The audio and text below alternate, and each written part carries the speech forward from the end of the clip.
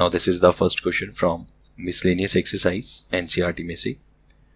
तो क्या है इसमें कि हमें एक एक्सपेंशन गिवन है a plus b whole raise to the power n। Of course जब इसको बाइनोमियल से एक्सपैंड करेंगे तो उसमें तीन वेरिएबल्स आ जाएंगे a, b और n। तो हमें उन तीन वेरिएबल्स की वैल्यूज़ फाइंड आउट करनी है। एंड कंडीशन क्या है कि a plus b whole raise to power n को जब एक्सपैंड करेंगे तो उसकी जो फर्स्ट तीन टर्म्स आएंगी दैट विल बी 729, 7290, 30375। ठीक है। तो ऑफकोर्स जब तीन टर्म्स हमें पता है, मतलब हम तीन इक्वेशंस बनाएंगे और उन तीनों इक्वेशंस में तीन वेरिएबल्स होंगे, तो मैथमेटिक्स में जितनी इक्वेशंस उतने ही वेरिएबल, तो सॉल्व करना इजी है। मतलब ये जो सिस्टम ऑफ इक्वेशन बनेगा दिस विल बी कंसिस्टेंट। ठीक है ना। मतलब आप सिंपल ये देखो कि तीन इक्वेशंस हैं, तीन वेरिएबल हैं, हम बहुत ईजिली इसको सॉल्व कर सकते हैं। तो सबसे पहले तो हम a plus b whole power n को एक्सपैंड करेंगे binomial theorem. This will be nc0 a raise to power n plus nc1 a raise to power n minus 1 into b। पहली टर्म की पावर कम होना शुरू हो जाएगी, दूसरे वाले की पावर इंक्रीज होना शुरू हो जाएगी। So nc2 a raise to power n minus 2 into b square plus so on. ठीक है। इसके आगे हमें क्या करना है, हमें तो पहली तीन टर्म्स चाहिए थी। So these are the three terms, ये first term, then second term और उसके बाद ये थर्ड टर्म, और इन तीनों की हमें वैल्यू गिवन है। सो अकॉर्डिंग टू कंडीशन, अच्छा nc0 तो वैसे ही 1 होता है। ठीक है। तो अकॉर्डिंग टू कंडीशन जो पहली टर्म है nc0 मतलब 1 into a raise to power n which is equals to 729। This is the first equation. And then nc1 n होता है n into a raise to power n minus 1 into b that is equal to 7290। ये हो गई second equation. And third क्या बनेगी, nc2। तो nc2 को अगर हम एक्सपैंड करें so this will be n factorial over n minus 2 factorial into 2 factorial which is equal into, साथ में और भी तो है ना terms, into a raise to power n minus 2 into b square is equals to 30375। और अगर हम इस n फैक्टोरियल को एक्सपैंड करेंगे, ऊपर वाला जो n फैक्टोरियल है, तो पहले n एक कम किया, n माइनस 1 एक और कम किया, तो n minus 2 divide by n minus 2 factorial into 2 factorial. तो इंटू 2 फैक्टोरियल मतलब 2 हो गया, और उस 2 को हम राइट साइड ले जाएंगे, and a raise to power n minus 2 b square is equal to 30375 into 2। ठीक है। अब यहाँ पे ये n माइनस 2, ओके, ऊपर हम n माइनस 2 के साथ फैक्टोरियल लगाना भूल गए। अब ठीक है। तो n माइनस 2 फैक्टोरियल वाली टर्म कट गई, then you will get n into n minus 1 into a raise to power n minus 2 into b square is equal to, और इधर हम मल्टीप्लाई करेंगे तो ये बनेगा 05706। ये हो गई third equation. Now we are having three equations, और ये तीनों में जो तीन इक्वेशंस बनाई इनमें रिलेशन क्या है कि ये जो तीनों टर्म्स हैं ये कंसेक्टिव टर्म्स हैं। ठीक है। जो फर्स्ट इक्वेशन है that is the first term, then second term, then third term, तो ये कंसेक्टिव टर्म्स होगी। कंसेक्टिव टर्म्स को सॉल्व करने का क्या मेथड रहता है कि हम फर्स्ट और थर्ड इक्वेशन को मल्टीप्लाई करेंगे और सेकेंड इक्वेशन का स्क्वायर करके उसके साथ डिवाइड कर देंगे। राइट। तो अब हम जो ऑपरेशन परफॉर्म करेंगे इन इक्वेशंस पे that will B first equation into third equation divide by square of second equation divide by square of second equation. ठीक है। तो अब हम क्या करेंगे, फर्स्ट और थर्ड को मल्टीप्लाई, सेकेंड का स्क्वायर करके डिवाइड। तो पहले तीनों इक्वेशंस की लेफ्ट साइड लिख लेते हैं। फर्स्ट इक्वेशन की लेफ्ट साइड है a raise to power n into third वाले की n into n minus 1 into a raise to power n minus 2 into b square divide by, अब सेकेंड इक्वेशन की जो लेफ्ट टर्म है, left side है, उसका square करके लिखना है। तो देखो सेकेंड इक्वेशन, ये रही सेकेंड इक्वेशन, लेफ्ट साइड का स्क्वायर करेंगे, पावर्स डबल हो जाएंगी, n का square into a raise to power 2n minus 2 into b square is equal to, अब चलते हैं राइट साइड की तरफ। तो पहले फर्स्ट और थर्ड की right side 729 into 60750 divide by, divide में जो सेकेंड इक्वेशन है उसकी राइट साइड का स्क्वायर। अब 7290 का स्क्वायर करना थोड़ा मुश्किल है, तो हम इसको ऐसे लिख सकते हैं 7290 इंटू 7290। मैंने स्क्वायर की फॉर्म में लिखा ही नहीं, मैंने 2 बार लिख लिया। एक तो ऐसा करने से कटिंग ईजी हो जाएगी, ठीक है। ये देखो 7290 इससे कट किया तो 10 रह गया। अब हम दोबारा इसको 5 से कट कर लेते हैं। 5 2 ज़ा, यहाँ पे 5 पे कट करेंगे। 5 12 ज़ा 60, देन 1 5 और 0। फिर इसको हम ये 0 से 0 उड़ा देंगे, और ये देखें ज़रा 9 पे कट हो सकता है। हाँ, ये 9 पे कट हो जाएगा 729 के साथ। तो 729 को 9 से करेंगे तो 81, और इसको अगर हम 9 से करेंगे 9 1 देन 3 1 9 3 27 4 5 9 5। फिर दोबारा 9 पे हो जाएगा। 9 9 ज़ा 81, और इसको 9 पे करेंगे तो 15 आएगा। 15 9 ज़ा 135, ठीक है। फिर दोबारा ये 3 पे हो जाएगा। 3 3 ज़ा 3 5 ज़ा, तो अल्टीमेटली ये बचता है 5/6। 3 2 ज़ा 6। अब ज़रा लेफ़्ट साइड पे ध्यान दें। लेफ़्ट साइड में अगर हम देखें तो ये देखो ए वाली 2 टर्म्स हैं, दोनों प्रोडक्ट फॉर्म में हैं, तो दोनों की पावर ऐड हो जाएगी। n और n-2 को ऐड करना है। तो a की पावर अगर ऐड करेंगे तो n plus n-2 that will become 2n-2। चलो एक तो n यहाँ से कट गया, इनटू b स्क्वायर कट गया। अब क्या बचता है n-1 over n into a raise to power 2n-2। a raise to the power 2n-2 is equal to 5/6। यहाँ पे e raise to power 2n-2 वाली टर्म भी गई, सेम टर्म है। अब जो बचा क्रॉस मल्टीप्लाई कर लेंगे, so you will get 6n-6 is equal to 5n, so it implies n is equal to 6। एक वैल्यू मिलने से अब हम बाकी सारी वैल्यूज फाइंड आउट कर सकते हैं। ये जो n की वैल्यू 6 है, इसको फर्स्ट इक्वेशन में पुट करेंगे, तो ये रही first equation. e raise to power n is equal to 729, put in first equation. a raise to power 6 is equal to 729। अब 729 जो है that is 3 raise to the power 6। ये आप करके देख लो, दोनों साइड पावर कट गई, सो a की वैल्यू 3, एक और वैल्यू मिल गई। अब क्या रह गया, b रह गया।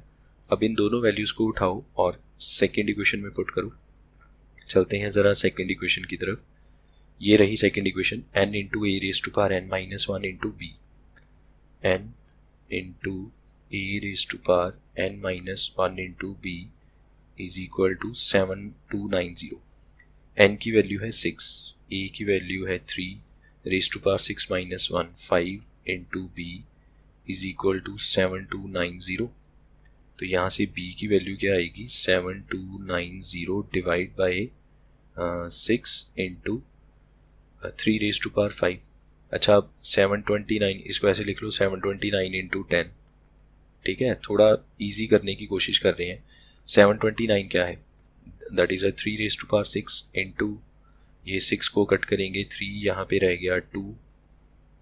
हाँ सॉरी, हमने 2 के टेबल पे कट किया ना, तो 2 5 ज़ा 10, 2 3 ज़ा 6, यहाँ पे 5 ओवर 3 की पावर कितनी बनी टोटल, यहाँ पे 3 की पावर 1 है, और डिनोमिनेटर में एक 3 बचा, एक 3 रेज टू पावर 5, तो कुल मिला के 3 रेज टू पावर 6 हो गया, और ये 3 रेज टू पावर 6 कट गया, so b is equals to 5। So now we are having all the values, a is equal to 3, b is equal to 5 and n is equal to 6। बस ये 3 variable थे जो हमें find out करने थे। Next second question देखिए इसी exercise में से। We need to find the value of a if the coefficients of x square and x cube in the expansion of 3 plus ax whole raise to power 9 are equal.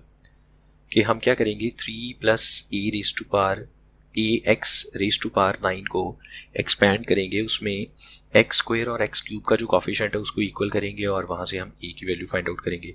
तो इसको solve करने के लिए हम general term का concept use करें तो वो ज़्यादा बेटर रहेगा। अगर हम देखें general term tr+1 that will be NCR x raise to power n-r into a raise to power r। ठीक है, ये जो जनरल टर्म का फॉर्मूला जो हमने x प्लस a की पावर में x plus a whole raise to power n की एक्सपेंशन में पढ़ा था। अब हमारे इस क्वेश्चन के लिए जनरल टर्म क्या आएगी, n की जगह 9 आएगा, x की जगह पे फर्स्ट टर्म, x हमेशा फर्स्ट टर्म को रिप्रेजेंट करता है, that is 3 raise to power n minus r into a की जगह पे सेकेंड टर्म, तो सेकेंड टर्म क्या है ax, तो a की जगह आएगा ax raise to the power 9. So this is the general term. अच्छा, अगर इसको हम थोड़ा और a और x की पावर्स को भी अगर अलग करके लिखें, so 9cr 3 raise to power n minus r a raise to power r x raise to the power r, ये जनरल टर्म बनती है, राइट. इसमें अगर हम चाहते हैं कि x की पावर 2 हो, अगर आप चाहते हो कि फर्स्ट इक्वेशन में x की पावर 2 बने तो r की जगह 2 पुट कर दो, और अगर आप चाहते हैं कि x की पावर 3 हो तो r की जगह 3 पुट कर दो, एज सिंपल. तो हमने क्या किया, इसमें एक बार r को 2 पुट किया इन फर्स्ट इक्वेशन एंड एक बार हमने r को 3 पुट किया इन फर्स्ट इक्वेशन. तो 2 पुट करने से बना t3 9c2 3 raise to the power 9 minus 2, n की जगह 9 आएगा, into a raise to power 2 x raise to power 2. And अगर हम 3 पुट करते हैं तो ये बनेगा t3 plus 1 t4 9c3 into 3 raise to power 9 minus 3 into a raise to power 3 into x cube. ठीक है. So these are the two terms containing x square and x cube. अब हमें क्या कंडीशन गिवन है कि x square और x cube का जो कॉफिशेंट है वो सेम है. कॉफिशेंट क्या होता है, जैसे अगर हम कहें एक्स स्क्वायर का कॉफिशेंट, तो एक्स स्क्वायर को छोड़ के उसके आगे जो भी लिखा है वो उसका कॉफिशेंट है. फॉर एग्जाम्पल अगर हम कहें कि 3x स्क्वायर में एक्स स्क्वायर का कॉफिशेंट क्या है, एक्स स्क्वायर को छोड़ दो बाकी उसका कॉफिशेंट है. तो इसी तरह से अब इन दोनों टर्म्स में कॉफिशेंट क्या है, एक्स स्क्वायर को छोड़ दो बाकी जो भी है वो सब एक्स स्क्वायर का कॉफिशेंट है. और इसी तरह से एक्स क्यूब वाली टर्म में से एक्स क्यूब को छोड़ दो और बाकी जो भी बचता है वो एक्स क्यूब का कॉफिशेंट है. So according to condition coefficients are equal, that means 9c2 3 raised to power 7 a square is equal to 9c3 3 raised to power 6 into a cube. अब दोनों साइड से क्या कट हो सकता है, ये वाला जो a स्क्वायर है जब राइट साइड जाएगा तो a क्यूब को कट कर देगा तो a रह गया सिर्फ. 3 रेज टू पावर 6 जब लेफ्ट साइड में डिवाइड होगा तो 3 रेज टू पावर 7 में 7 कट गया ना, पावर कट गई, 3 रह गया सिर्फ. अब 9c2 क्या है, 9 फैक्टोरियल ओवर 2 फैक्टोरियल और दोनों का डिफरेंस. सिमिलरली यहाँ पे 9 फैक्टोरियल ओवर 3 फैक्टोरियल और 9 और 3 का डिफरेंस. एंड ऑफ कोर्स यहाँ पे एक 3 बचा है और एक यहाँ पे a बच गया. बस अब यहाँ से a निकल आएगा, दोनों साइड सेम 9 फैक्टोरियल कट गया. अब 3 इंटू 3 फैक्टोरियल ऊपर आएगा into 6 factorial divide by 2 factorial तो 2 होता है into 7 factorial which is equal to a. अब इसमें से जो बड़े नंबर्स हैं उनके फैक्टोरियल को एक्सपैंड करेंगे, लाइक 3 इंटू 3 फैक्टोरियल 6 होता है, 6 फैक्टोरियल को रहने दो, डिवाइड बाई 2 इंटू 7 फैक्टोरियल को अगर एक्सपैंड करें तो 7 into 6 factorial which is equals to a. यहाँ पे 7 फैक्टोरियल कट गया, 2 1s are 2 3s are, so a is equal to 9/7. ठीक है, this is the required value of a. एक और देख लेते हैं थर्ड क्वेश्चन, इसमें से इसी एक्सरसाइज में से एक थर्ड क्वेश्चन देखिए. We need to find the coefficient of x raise to power 5 in the product of these two terms. तो ये तो दोनों बड़ी बड़ी पावर वाली टर्म्स हैं, पहले इनको एक्सपैंड करेंगे, एक्सपैंड करने के बाद देखेंगे कि किस टर्म को किससे मल्टीप्लाई करना है और x रेज टू पावर 5 बनता है. तो स्टार्ट देखिए ज़रा कैसे होगा ये question. 1 plus 2x raise to power 6 into 1 minus x raise to power 7. Expansion करते हैं, पहले 1 plus 2x raise to power 6 nc0. अब क्योंकि पहली टर्म 1 है तो 1 raise to power n 1 raise to power n minus 1 वो सब नहीं लिखेंगे, तो 1 रेज टू पावर n को मैंने छोड़ दिया. देन nc1, फिर आएगा 1 की पावर n माइनस 1, उसको छोड़ दिया, सेकेंड टर्म साथ में जुड़ जाएगी. अब सेकेंड टर्म की पावर बढ़नी शुरू हो जाएगी, 2x2, then nc3 2x cube plus nc4 2x raise to power 4 plus nc, just a minute, इसको ना मैं एक लाइन में लिखता हूँ वो ज़्यादा बेटर रहेगा. अब ठीक है, ये प्लस यहाँ पे plus nc5 2x raise to the power 5। अच्छा, यहाँ पे हम n क्यों लिख रहे हैं? n की जगह n की वैल्यू लिखो तो 6 जो गिवन है हमें, 6C0, 6C1, 6C2, then 6C3, 4, 5 और लास्ट टर्म आएगी 6C6 2 raise to the power 6 into, अब सेकंड एक्सपेंशन वो भी कर लेते हैं, इनटू, यहाँ पे कलर चेंज कर ले ज़रा, 1 minus x raise to power 7। ये तो हम वैसे ही लिख चुके हैं ना, इसकी जनरल एक्सपेंशन तो हमें वैसे ही याद है। तो this will be 7C0 minus 7C1x plus 7C2x square minus 7C3x cube plus 7C4x raise to power 4 minus 7C5x raise to power 5 plus 7C6x raise to power 6 minus 7C7x raise to power 7। अब आप देखिए, अगर हम in brackets को expand करें तो bracket expand करने का क्या रूल है कि पहली ब्रैकेट में से पहली टर्म अगली ब्रैकेट की हर टर्म से मल्टीप्लाई की जाएगी। मतलब ये जो 6C0 है ये इन सब से मल्टीप्लाई होगा, फिर नेक्स्ट टाइम ये 6C1 वाली टर्म इन सब से मल्टीप्लाई होगी, फिर नेक्स्ट टाइम ऐसे ही कर आगे, है ना। मतलब बहुत ये जो काम है ये टीडियस है, इतनी मल्टीप्लिकेशन करके इतनी सारी टर्म्स को लिखना बहुत मुश्किल है। तो हम सिर्फ वो टर्म्स लिखेंगे जिसमें x रेज़ टू पावर 5 बनेगा, जिसमें नहीं बनेगा वो टर्म लिखेंगे ही नहीं। तो अब हम मल्टीप्लाई करके वही टर्म्स लिखेंगे जिसमें x रेज़ टू पावर 5 बनेगा। So terms containing x raise to power 5 are, कौन कौन सी टर्म्स है? देखो, 6C0 को पहले यहाँ तक मल्टीप्लाई करने से कोई फ़ायदा होने वाला है नहीं है। आप 6C0 को किसी से भी करेंगे तो ऑफ कोर्स वो तो x रेज़ टू पावर 5 बनेगा ही नहीं। जब आप 6C0 को 7C5x रेज़ टू पावर 5 से करेंगे तो x रेज़ टू पावर 5 वाली टर्म बन जाएगी, ठीक है। तो हम यहाँ पे एक टर्म पहली लिखते हैं 6C0 into minus 7C5x raise to power 5। आगे चलो, इसके अलावा तो 6C0 को किसी से मल्टीप्लाई करने का कोई फ़ायदा नहीं है। नेक्स्ट अब टर्म आई ये वाली 6C1, इसमें x की एक पावर ऑलरेडी है, इसको रेज़ टू पावर 4 वाली टर्म से मल्टीप्लाई करेंगे तो टोटल x की पावर 5 हो जाएगी, और किसी से भी करने से x की पावर 5 नहीं बनेगी, ज़्यादा बनेगी या कम बनेगी। तो अगली टर्म इसमें जुड़ेगी 6C1 2x into 7C4 x raise to the power 4, ठीक है। अब इसका भी काम हो गया, आगे चलते हैं। तो अब आपको समझ आ गया क्या करना है। इसमें x की पावर 2 है, इसको 3 वाली टर्म से मल्टीप्लाई करेंगे। सो नेक्स्ट इसमें एक और टर्म जुड़ेगी 6C2 2x square into minus 7C3 x cube, ठीक है। इस टर्म का भी काम ख़त्म। नेक्स्ट क्यूब वाली टर्म यहाँ से 2x क्यूब, और ये मल्टीप्लाई होगी स्क्वायर वाली टर्म के साथ। So next plus 6C3 2x cube into 7C2 x square. इसके बाद नेक्स्ट रेज़ टू पावर 4 वाली टर्म 1 वाली टर्म से मल्टीप्लाई होगी, x रेज़ टू पावर 1 वाली टर्म से। एक और टर्म जोड़ो इसमें 6C4 2x raise to power 4 into minus 7C1 x।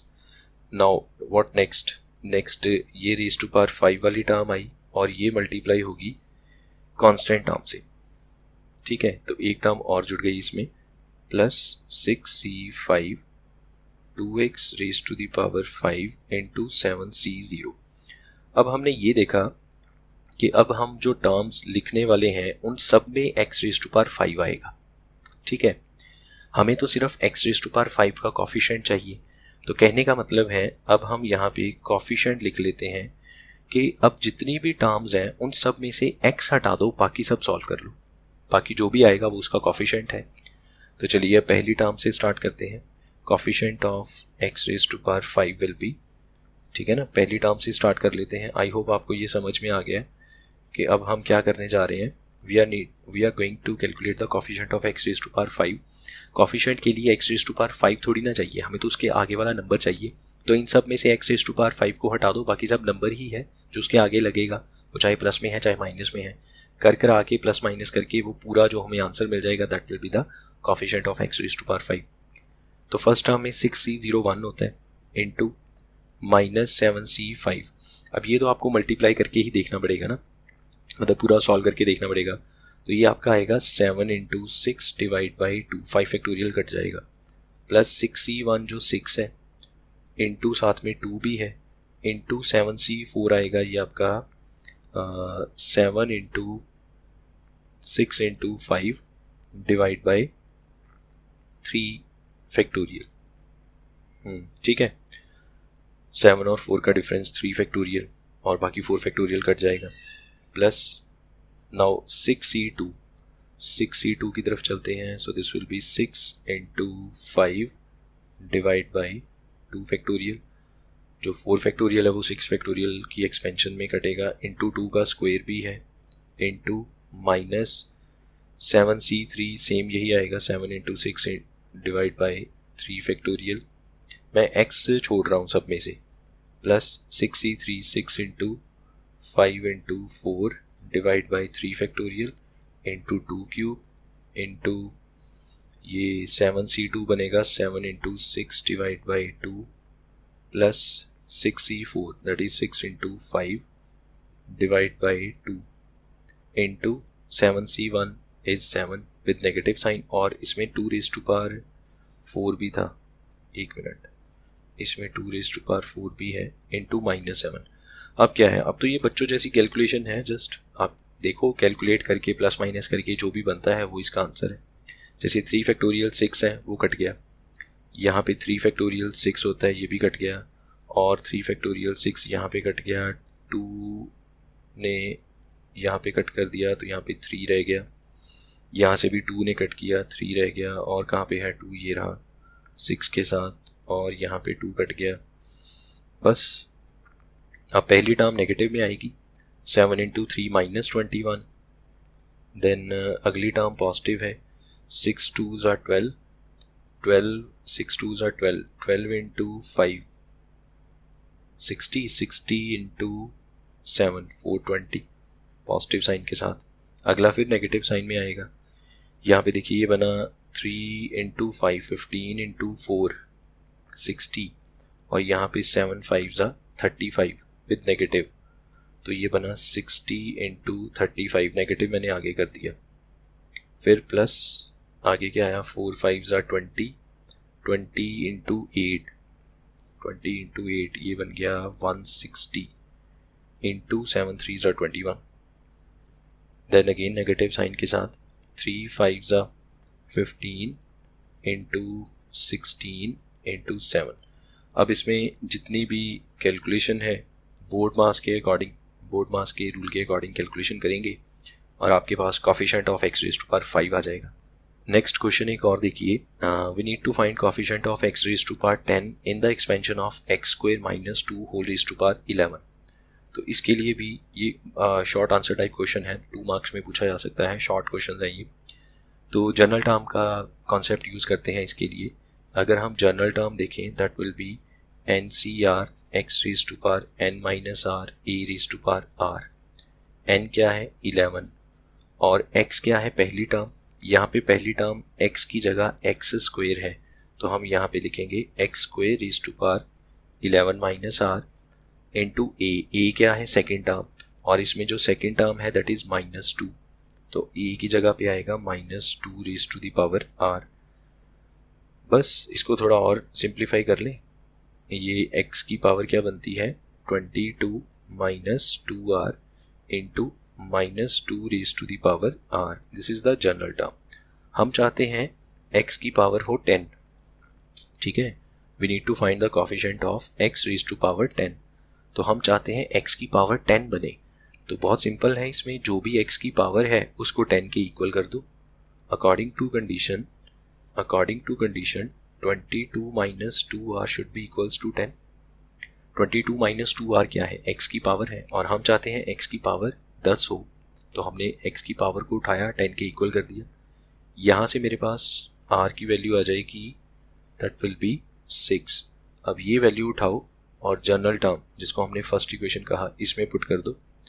So therefore t6 + 1 मतलब t7 that will be 11c6 x raise to the power 10 बनेगा अपने आप, क्योंकि हमने वैल्यू ही इस हिसाब से पुट की है, into minus 2 raise to power 6।